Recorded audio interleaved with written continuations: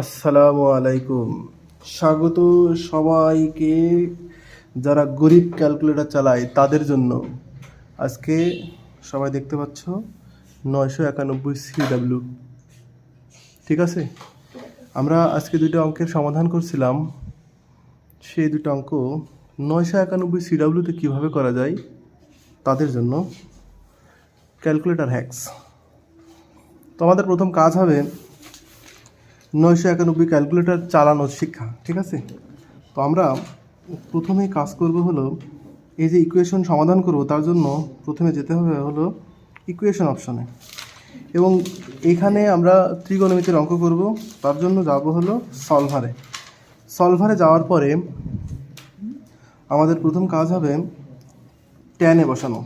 তো ট্যানে আছে এখানে, ট্যান এ শিফট চাপবো, চাপার পরে শিফট চাপার পরে হলো এ চাপবো, ব্র্যাকেট ক্লোজ করব। আচ্ছা, ট্যান এ ছিল, ট্যান 5 ছিল এখানে, ট্যান 5 তো অবশ্যই আমরা সলভারে যাব, যাওয়ার পরে ট্যান ব্র্যাকেট ওপেন 5 শিফট চাপবো, চাপার পরে এ চাপবো, ব্র্যাকেট ক্লোজ করব, শিফট ইজ ইকুয়াল কট হলো, কট দিতে গেলে 1 ডিভাইডেড হবে ট্যান 5 এ, ব্র্যাকেট ক্লোজ করব।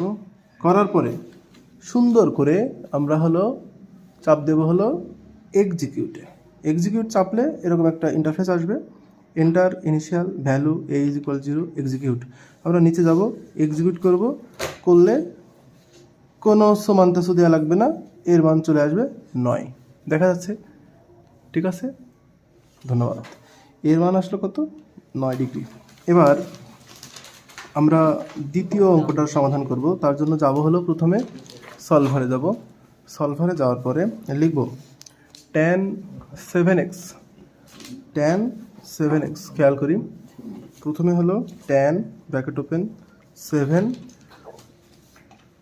এক্স এ বি সি যাই দিই না কেন একই জিনিস, bracket close, shift is equal কট ছিল, তার মানে লিখব 1 ডিভাইডেড বাই হলো কটের জায়গায় ট্যান লিখব 8x, 8 শিফট দিয়ে এক্স দেওয়ার পরে ব্র্যাকেট ক্লোজ করব।